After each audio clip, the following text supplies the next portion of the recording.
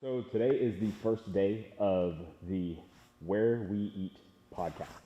We decided to do this to talk about local food systems, how people eat, and what the reality of producing and consuming food looks like on an actual local scale. We plan on talking to farmers, restaurant owners, butchers, hunters, maybe even grocery stores, anything that has to do with food and the way that people actually eat. Um, Today's our first episode. We are speaking with Haley Critchley, a local farmer who, out of Danese, West Virginia, who farms with her dad, runs a local farm store that is very popular out there. And we're super excited to kick it off. I'm sure that Haley will be back multiple times. She's one of our favorite people to work with. What is the biggest misconception about being a farmer? I don't know.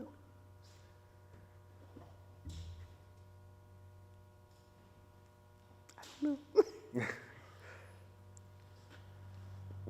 The biggest one. Yeah. I literally don't know how to answer that. It's fine. What do you think people think of when they think of farmer? That it's really easy. You just go out and pet animals all day, What do you do all day? feed animals, take care of them all day. Yeah. It's morning till nighttime. What does a standard day look like for you? Start around 7:30. Go out, feed the pigs, feed all the cows, check all the cows, and you're done by 1, hopefully. And then you do it all again at 4. And you manage to run a store while doing all that? Very carefully, yes. Do you have farm employees and store employees, or just? They pretty Store much do both. Okay, so Yeah. Is the farm next to the store? It's 3 minutes. Okay. So the girl that actually runs the store, she helps more on the farm now than she does the store. She Gotcha. likes it better. Okay. So How many animals do you guys have? between me and Dad both, we have over 100 head of cows. And then I think there's 20 some pigs, and then we have 20 sheep and I think 4 goats. Cool. Do you farm exclusively with your dad, or does he have a separate operation? How does that work? We run all the cattle together, but we have different operations. We just run them on the same piece of land. Oh, okay. Are they just tagged separately Yeah. or whatever? Yeah. Cool. I gotcha. How long has he been doing it? He's 60 something, so probably over 40 years. Is he first generation farmer, or did his parents farm too? I'll be the 4th generation. Oh, wow. Okay. Yeah. Did you always know that was what you wanted to do? Yeah. Yeah, I had my first cow when I was 12. Okay. Give me, it was pretty dead set. Yeah. Yeah. Did you do the whole 4-H thing growing up? No. Did you not? I didn't do any of that. Okay. Do you like the 4-H model stuff? I don't know. I never really got into it. Yeah. I never really. So you just got started watching your dad and decided that you wanted to do it then? He actually gave me my first cow, and then it just all went from there. Okay, cool. So, So you guys do beef, yes. pigs, Yes. sheep, Yes. goats, On occasions. anything else? No. You ever messed around with any exotics? We had a kangaroo one time. That was fun. Wait, really? Yeah. How do kangaroos do in West Virginia climate? So we only had him from I think it was April to, it was around this time of the year. Uh-huh. And we sold him to a guy in New York. Okay. But he was really cool though. Would they let us butcher a kangaroo, you think? I don't know. So when did, so you started raising when you were 12. You got your first cow. Yes. When did it become a job for you? As soon as I turned 18. Okay. Finished high school and then, The first thing that we done was we had 2 kill commercial and sold them off our front porch. That's how we started. beef. Yep. Okay. Was your dad not selling beef like that before? No. So that was you? Yep. Okay. What was your dad doing before? He what was only his sells operation? the custom beefs. That's all he does. Okay. And then I don't even know how I got started on commercial. Somebody said something to me about it, but I don't remember who it was. Okay. And then we started, and we've never quit. Cool. How did you start to grow that business? Like, Facebook. It's all just been social media? Yeah. I made that Facebook page in 2021, Okay. and it's just started since there. Then did you learn that from somebody? Did you just say like, no, this is just how I'm gonna do it? And how much has it grown since then? We started, I think the first couple years we had like 400 or 500 followers, and we actually looked yesterday and we have 2,700. I looked at you guys the other day. You're really Yes. big. It shocked me. Yeah. Yeah, that's why you should 100% do the Instagram stuff, by the way. Yeah, Those are really big. I'm gonna make one. Cool. What all, like, so you started on your front porch. At what point did you open the store?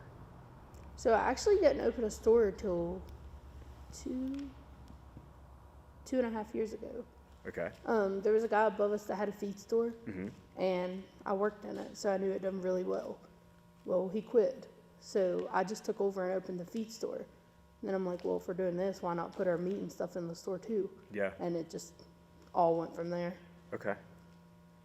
Did you like purchase the feed store from him, or? No, I just ran it. Okay, cool. Yeah, but we put like the big commercial freezers in there, Like the And- glass front yep. stuff? and then it just all went from there. Is the juice worth the squeeze? Yes, Yeah? 100% yes. Do you do better on the custom stuff, or you do better on the commercial stuff? Probably commercial. Yeah? It's actually, believe it or not, it's not a big a pain as what the custom stuff is. Okay. So I would, Fascinating. yeah, I'd much rather do it than custom, hands down. Okay. How many people do you guys feed? Any idea? Honestly, I have no clue. A shitload. I know just yesterday, just on a random day, we sold right at $1,000 worth of meat yesterday In a single day. in a single day, just yesterday. And then we also use like our pork and made barbecues, sold Yeah. out Really? within like, it was done at 1, I think by 3:30 we was out. Man. What size of a town are you in? Like, how many people live in? Not very many. I mean, probably most of them's family. I've noticed a lot of your customers Yes. are Critchleys. Yes, most of them's family. There's Okay. probably, I don't know, 200 or 300 maybe, if that. Okay. It's like a really small town. Yeah. Do you get people that come from other towns? Yes, Beckley. I guess where we set up over there on the weekends, or well, we did. Gotcha. So a bunch of people come from over there. Okay. How far is that? About 35, 40 minutes. Okay. It's not too bad. There was Which is that- crazy to me. So people are driving 35 or 45 minutes out to your store when, like, Beckley has as many grocery stores as you want. But Walmart most and of the Sam's stuff Club. is local and like homemade. You think people want that? Yes. Okay. So you also mentioned that you do this, like you started setting up in Beckley. What do you mean? So like we take the produce that we raise and Mm-hmm. the produce that we buy from other farmers and all of our meats, and we go set up from like 10 a.m. to like 7 p.m. and we just sell all day. And like just like those roadside stands that you'll Yes. see with. We set up whatever. in the bottom of Schul's parking lot, Okay. straight up. And people It's insane. There's people waiting on us most Saturdays. really. Yes, Damn. it So- is insane. What kind of farmers are you getting that stuff from?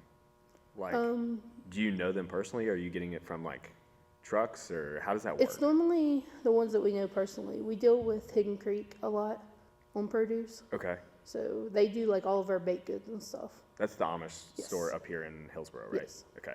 Where's their, is that where their farm is too? Yes, Oh. they have a really nice place. Really? Yes, Okay. it's really nice. Cool. Do you guys raise produce too? We do like tomatoes and stuff, but other than that, no. Okay. There's not really time for it. Yeah.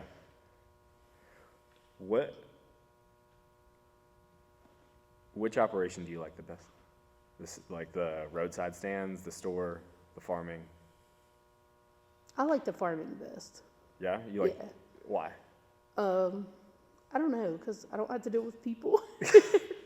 No, I like it better. Either that or the roadside stands, because you meet so many different people. Like, it's different. The store's pretty much the same thing every day. Okay. Like, you're going to have your regulars every day. But at the roadside stand, there's always somebody different. Yeah. Like, it's always different. Okay. What's the hardest thing about all of it? Trying to keep up with all of it. There's not enough time in the day to keep up with everything. Yeah, because you're essentially running like Yes. multiple enterprises. Yes. Is there a sustainable way forward to like expand the thing, or are you kind of at capacity? With the people I got now, I'm over capacity. But hopefully, we're planning on getting our deli actually going good in the next week. Okay. And then we might try to find help. When you say the deli, is that like a different thing? Well, we're actually running that out of the feed store Okay. where we sell the meat and stuff from. We get everything from Walnut Creek, Okay. and we're going to make like sandwiches. And What is stuff Walnut like that. Creek? So they're an Amish place in,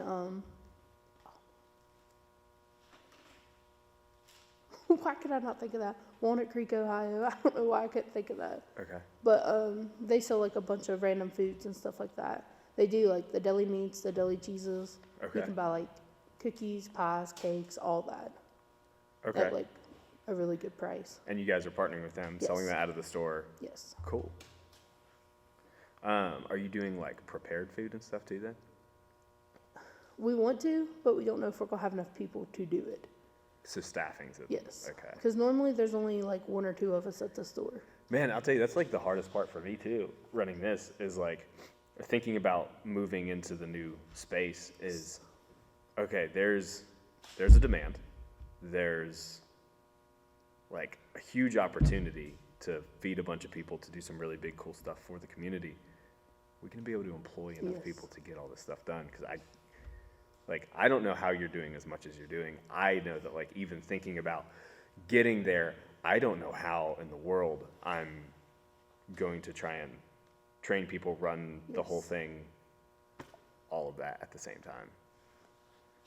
I'm just kind of moving forward, trusting that Yeah. we'll figure out some sort of way. I'm pretty thankful though. Dakota does all my running pretty much. So like if I got to be at the store, I got to like do something with cows, he'll do the running. Okay. So that helps a lot. So it's very much like, It's a team effort for sure. yeah, you and your dad, and then Yes. you and Dakota on Yes. that end.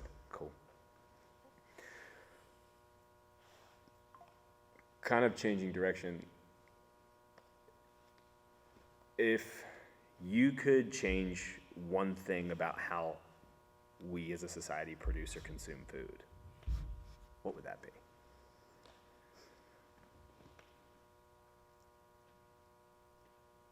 More local stuff for sure. I think the grocery store should have local stuff.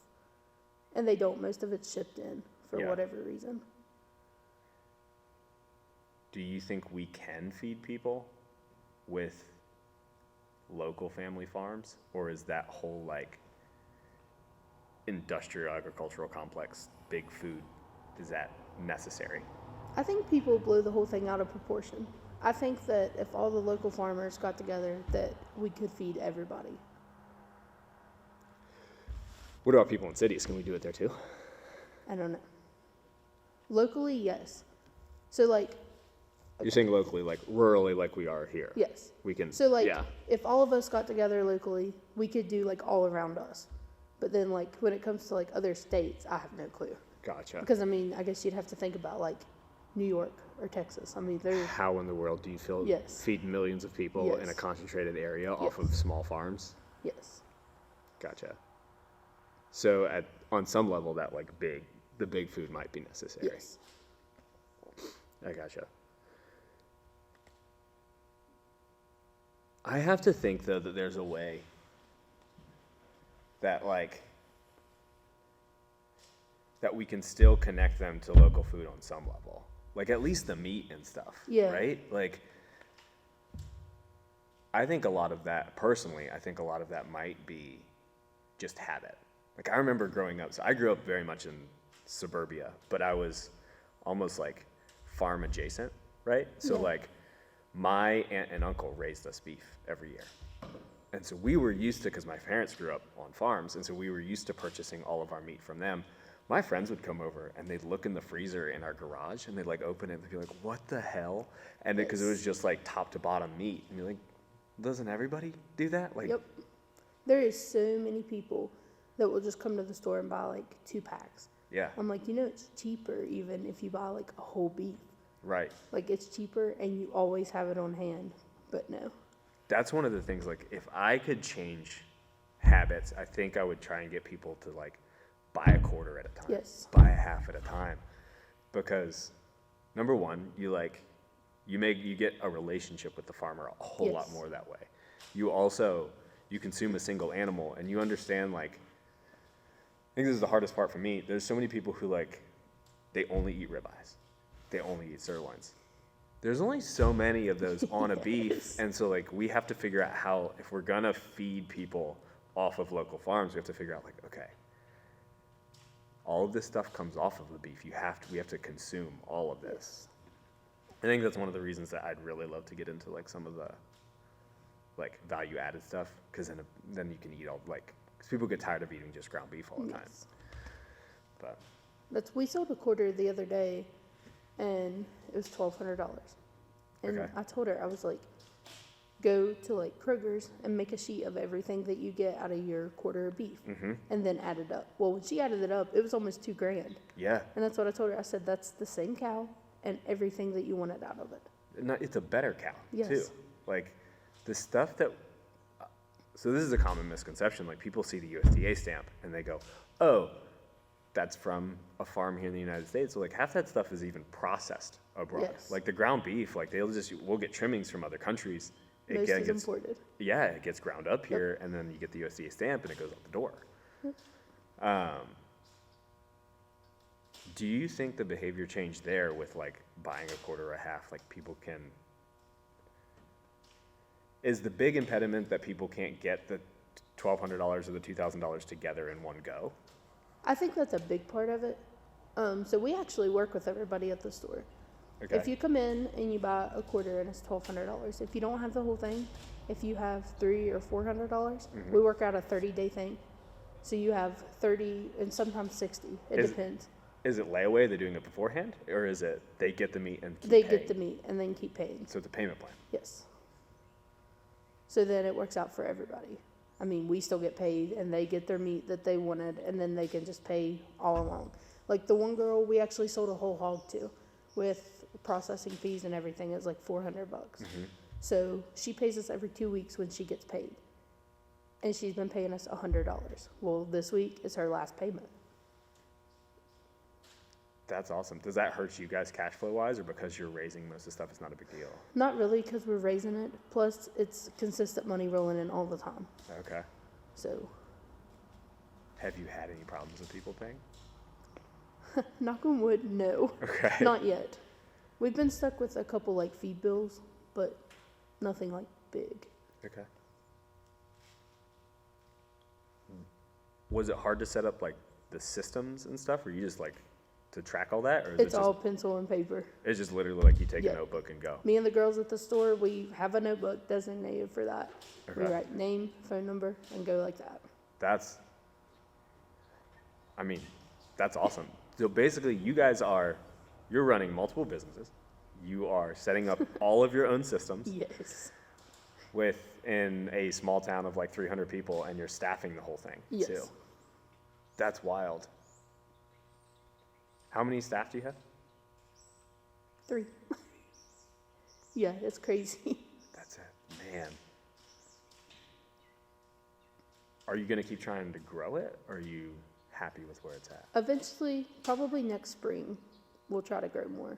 Okay. But for right now, just us 3. That's all we can handle. What does growth look like? Is it just more people? Are you gonna get more space? Like, We wanted to build onto the building we have, but I don't know what we're gonna do yet. okay. Like, we planned to do it this summer, and then what started it all is there was a farmer's market at Rural King, and we set up and took like our beef and stuff, and we made like $9,000 in a day. And those people that come to Rural King started coming to our thing on Saturdays, Okay. like the next weekend, Yeah. and it's just been out of the ballpark since then. Why do more people not do this? I have no clue. Honestly, I have no clue. Are they just not trying hard enough? Do they not see the opportunity? Like what? I think they just don't want to put the effort into it. Because, I mean, it's not easy, Okay. but What's the hardest part? trying to get everything ready for the next day, legit, is the hardest part about it. Because you got to make sure you're fully stocked up on everything. You got to have everything ready. Yeah. When you do stuff like you're talking like for like the Rural King stuff. Yes, Is that vegetables, yes. fruit, vegetables, That's meat, the whole 9 yards. all of it? All of it. Is it seasonal? Yeah, we actually, last weekend was our last weekend. Okay. But then in, I guess, probably the second weekend of April, we'll start again. Okay, so it's spring to fall. Yeah. But now, like, if we sold, like, a whole beef or a whole hog or something, we'll meet people in Beckley. At To the same drop place. off? Yeah. Gotcha. Do you have issues keeping up with demand? This year on beefs, yes. I don't know what it is this year, but it's like everybody wants one. Everybody you talk to. Really? Yes. I don't know. It's been bad this year. I mean, good, but bad. Yeah. Like, it's just like every time you turn around, there's somebody calling the store. And you can't buy more in No. because beef prices are through the roof. Yes. Through the roof. We're going to price ourselves out. What do you mean by that? They're going to get so high, nobody will buy beef. You think? Yeah. Unless we import like he was going to do. And then I think it's going to level it out. Okay, so I wasn't going to get into politics, but this is I have fascinating. So me too. I've been seeing a lot of this. I saw something the other day from a guy that I follow that he was basically like, finally, his argument was, screw the whole importing beef thing because ranchers, and he's looking at it, he's thinking about it like the big ranchers out Yeah. west. They're finally making some money on each beef, and now we're going to import stuff and they're not going to make any money. I've also seen, though, where people want to purchase local beef and they can't. Yes. And part of it, I think, is because a lot of the farmers I've seen are selling off a lot of their breeding stock or killing a lot of And them. we're not going to have anything. Exactly. What's your take on all of that? I personally think that the importing needs to happen. Okay. Because if we import their lean beef from Argentina and mix it with our good beef, Yeah. we're set. And it'll level the market out.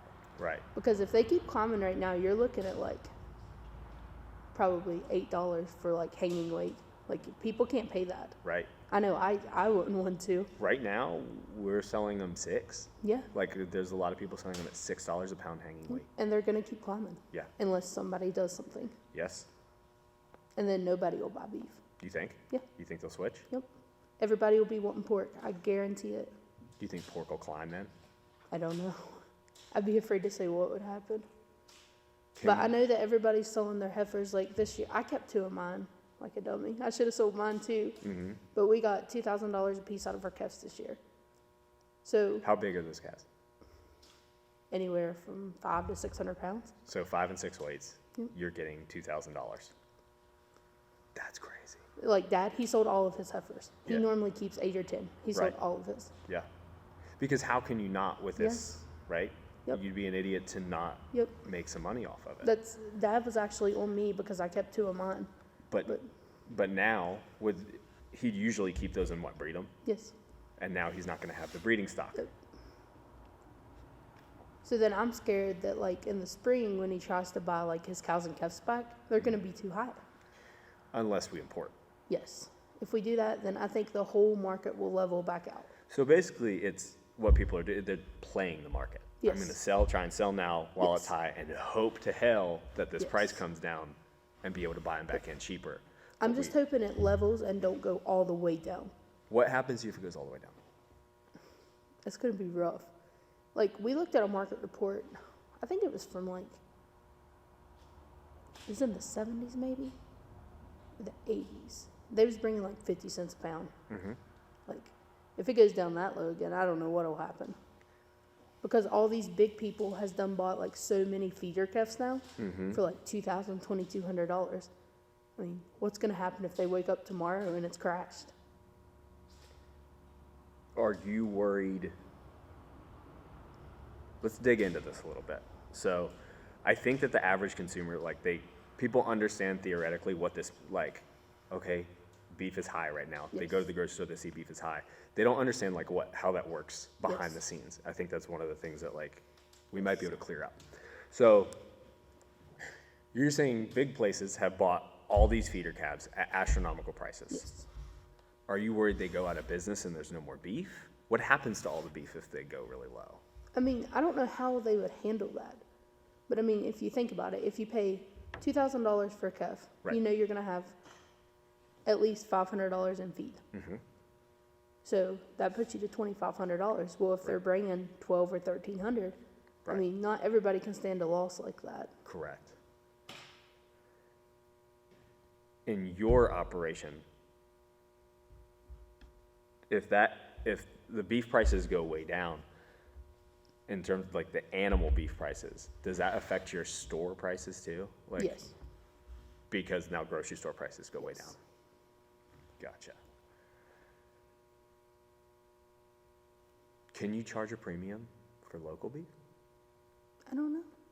Will people pay more because it's local? I mean, I would, Me but too. I don't know what other people would do. I feel like I got at least 25% of my customer base would not even blink. Like, because they don't even ask how much. They come to the house, they look at their animal, and they're like, okay, we're done.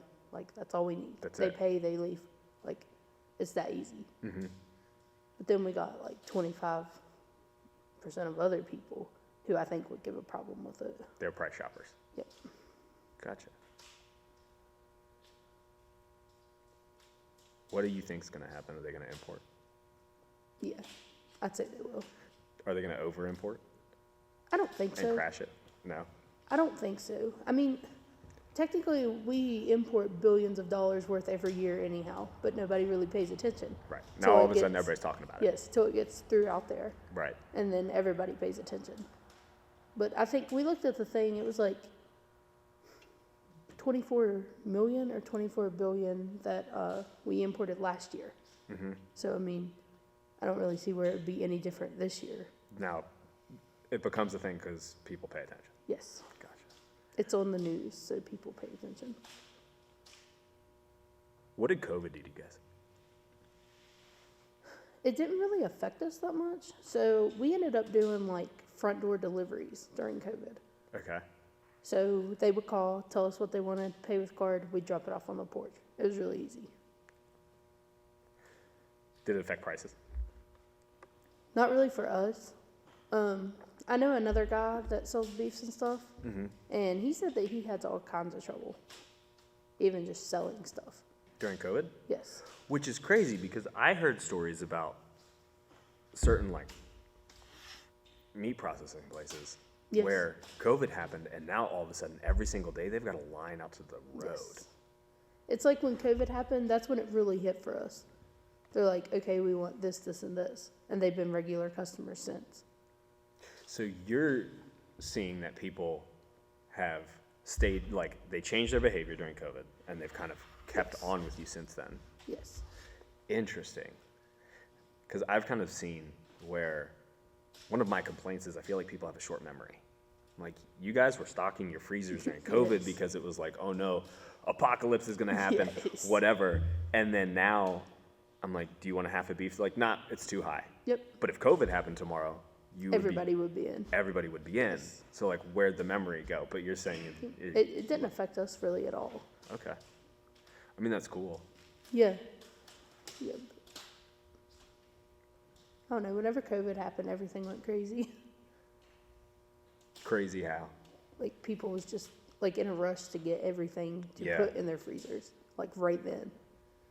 Like, we even had a couple people that ended up not getting stuff because they wanted it like right then. And you didn't have it. Yes. Right I'm then. like, we don't have it right now.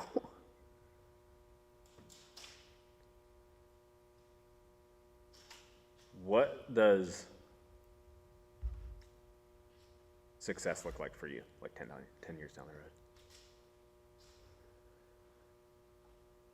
I don't know. Hopefully, I would be okay with the same exact thing that we're doing right now. Mm-hmm. Because we're doing good with it. We can keep up with it. We know. So right now you're like sweet spot, you're good. Yes. If this keeps going, you're happy. Yes.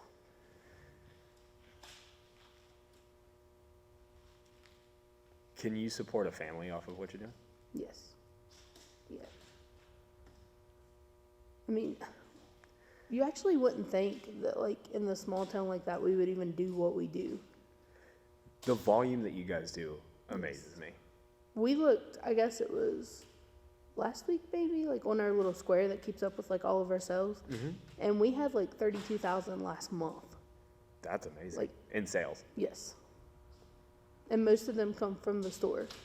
I mean, other than like we mainly sold hogs last month though, I think we had only sold like 4 beefs. Okay. Is that because of beef prices? Yes. They would rather buy the hog than the beef. Why do people see pork as a cheaper meat? No clue. Should it be? No. Is it any easier to raise pork than No. it is to raise? I would much rather raise cattle.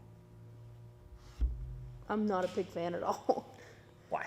Because I can't stand them. Just because the personality of the animal. Yes. Yeah, I would much rather have cattle. I think that's one of the hard things that I've run into is there's a lot of people like raising local pork. Pork you have to put at least as much feed to. Yes. Because like beef can survive off of just grass Yes. and thrive off Yes. of just grass, right? Like pigs you have to supplement feed. But for some reason we have this conception that like a misconception that like sausage should be $4 a pound or $3 a pound. No, there's no way. How do you raise a pig and sell it for $3? The feed that we get, that we feed ours, is $11.87 a bag. There is Okay. no way to sell sausage. For You're doing $3. better than I'm getting mine for. Yeah. Yeah, mine's at least 13. Well, see, we sell it at the store. Let's see, we sell it for $12.89, I think. Okay. But that's what we pay is $11 when we get it from Kalmbach when they bring our feed truck. Okay. But it's just still, even at that, Yeah. like you can't. You guys are cheaper than the local store here. And then like some people around that sell it for like 17, 18. Yep. Like, I don't get how people do it. I honestly think, so I get into this with a lot of different farmers. Not like get into it, but just conversations, right? I enjoy talking to all the different people that Yeah. come through. But I don't think a lot of people calculate this is how much feed goes into the pig, and so therefore I have to charge this much per pack or whatever. Yes. It's just like, nope, this is what sausage prices are. I didn't even pay attention over the past 6, 8, 9 months how much feed my Yes. animals have been consuming, and I just price it at what the price is, and at the end of the year, maybe I made money and maybe I Yeah. didn't. Like I was talking to a buddy of mine, and he said, I was at the farmer's market, and someone was like, man, your stuff's expensive. And he goes, yeah, well, like, the average hog takes this many bags of feed at this many dollars, and he said, so I have this much in it, and then my slaughter bill is this much, and so I have to sell it for at least this much to make a profit. And they go, oh, you really figured this out. And he goes, are you not? And I Yeah. said, no, not really. Like, we break even on hogs. I wouldn't even say we make money off of them. Really? Yeah. Because we have one of the big 3-ton feeders, and we keep it full at all times. So we do good to break even. Man. Is that a perception thing, or is that because of, like, all the Chinese stuff that comes in? That pork is so cheap. Yeah, probably all the Chinese. You think? Yeah. Because a lot of that stuff that you see in the grocery store, Yes. it says USDA, but we know where it's raised. And it's completely even. Like, if you take a pack that, like, we raised and look Yeah. at it and compare it to the store, it's even a different color. Yes. Like, it doesn't even look the same. Ground Yeah. beef's the same way, though. Oh, I know. Like, it's insane. The craziest thing to me is when I'll sell people like a 10-pound pack. Like there's a family that comes and buys from us, and they have like 6 or 7 kids, right? And so they're used to buying those like 10-pound rolls, Yep. and I'll sell them 10 pounds of ground beef. And she goes, Jesse, when I cook up the stuff from Sam's Club or whatever, she goes, I start with 10 pounds and it shrinks Yes. to less than half. But when I cook up yours, I still get 90% of what I started with. Why? Because what's in the store is mostly water. Yeah. I mean, it's insane. We actually, that girl that works in my store bought hamburger patties I think she got them from the Dollar General, like the little frozen ones in the bag. Yeah. and we fried some that we got from you. And, like, the difference between them was insane. Difference in how much was left. Yes. What about taste? I don't know. I didn't taste the one from the Dollar General. But she said that the other ones was better. I wouldn't taste them. I mean, they got, like, really small. Like, Yeah.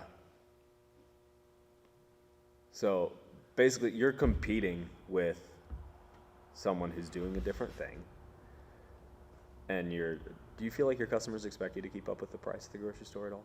yes. Do they? Yes. There is this one lady that comes in weekly and buys. You can count on her every Friday or Saturday. She is there. Mm-hmm. But she'll be like, well, Sam's Club had them on sale. I don't know what to tell you. Like, I'm not Sam's. Dude, then go to Sam's Club. Yes. I had the same thing. A guy bought a beef from me, and he was like, well, how much is it going to average out to? And I was like, yeah.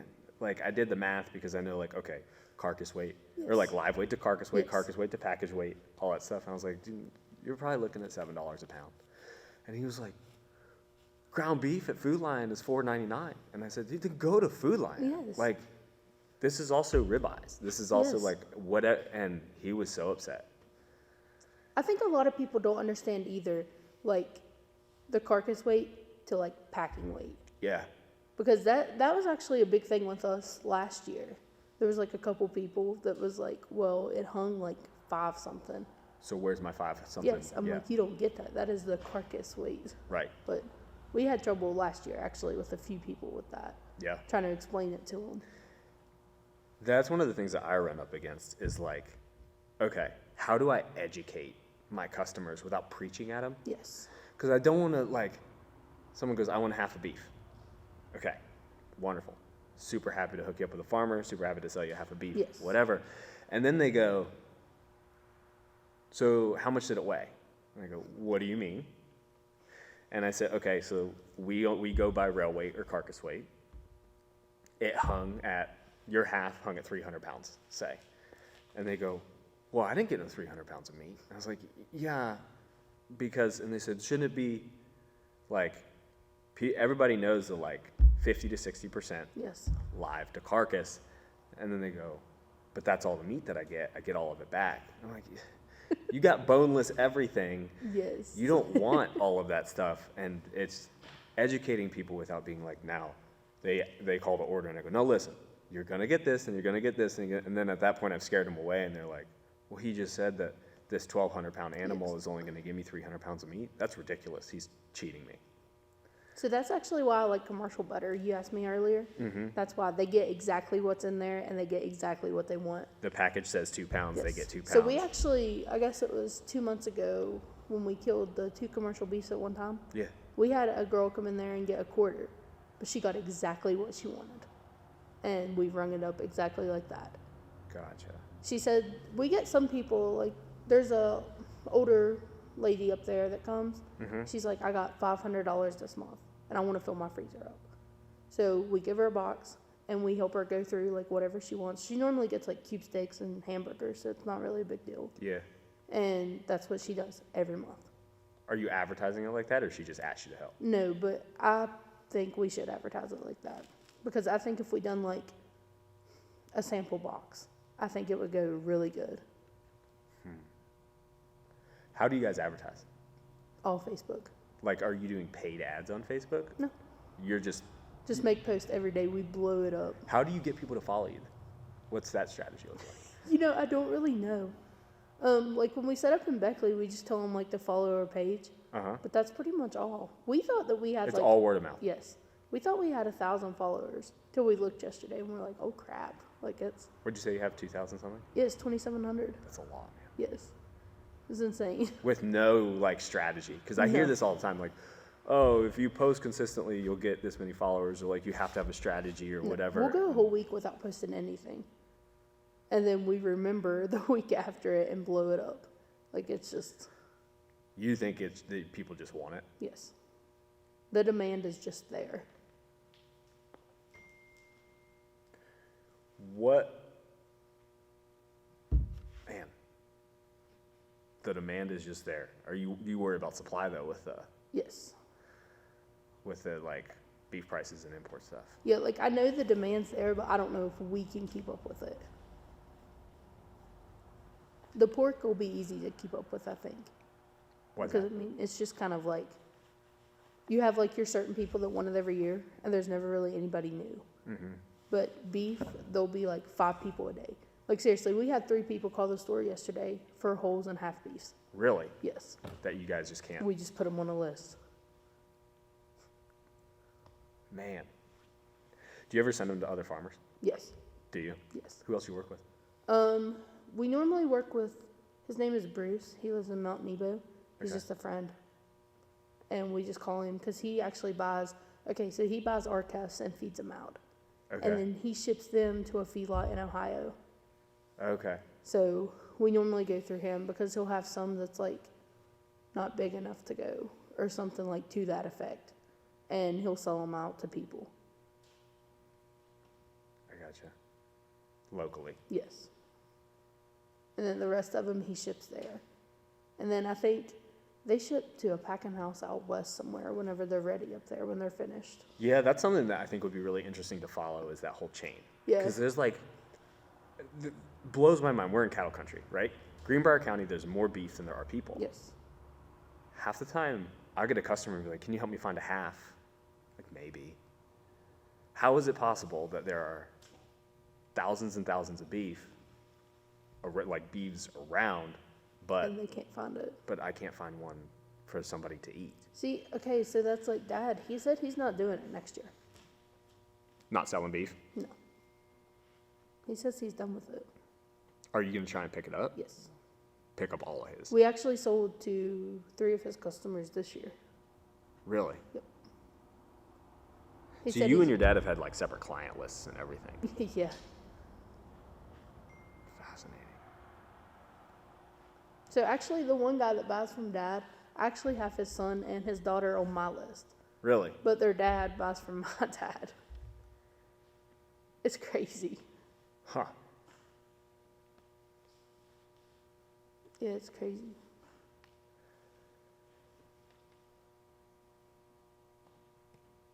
What drives you craziest about what you do? Everything. I think the worst part about it that actually drives me insane is keeping up with the store. Yeah? Yes. Is it just inventory or? Yes. Like, cause it seems like we'll go in, help them like get everything started, and then we leave to go feed, build fence, whatever we got to do that day. When we come back, it's all out of whack. Like everything's everywhere. Gotcha. You doing that mostly yourself? Yes.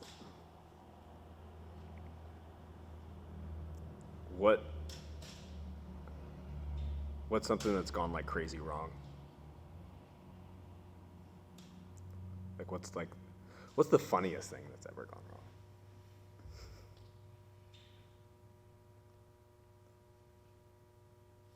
I don't really know. Probably the worst was when we was redoing the store.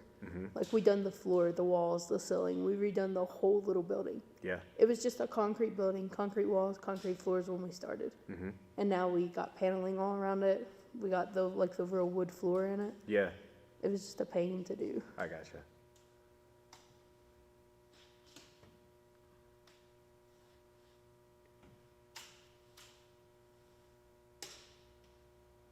One more question. We'll end on this. Predict the future for me. What does farming look like in 10 years? Does it change, or we keep doing stuff the same way? I think it'll be the same thing. Yeah? Yeah. Do you think AI changes anything? Or not? To a certain extent, probably. But I don't really know. The world changes so much. Like I don't know what'll happen. It's like it's just too hard to predict. Yes. I gotcha. It changes like every 2 months. Like there's something different all the time. There's a new problem or a new issue. Like Yeah.